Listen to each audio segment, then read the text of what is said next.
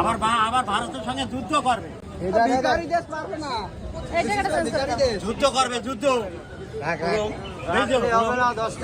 ভারতকে ভয় করি না। তেল, লবণ, সার, লঙ্কা সমস্ত সব যায় এই ভারতের থেকে।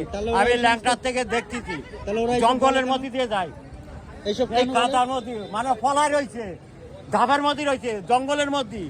হ্যাঁ, তবু মাল নিয়ে যায়। হ্যাঁ, তবু ওই ভারতের গন্ধ। তারপরেও তো আবার ভারতের লোক ভালো না, ভারতের পরে আঙুল তুলে কথা বলে। হ্যাঁ, বুঝছো, ভারত যদি বাংলাদেশের হেল্প যদি না করে তে এক ফেরানো থাকবে না। এরপরে তো ওদের ওখানে তো আর হিন্দুদের দেখে অত্যাচার হচ্ছে, কারণটা কি? সেও যে মার করবে, আমিও সেই মার করবে।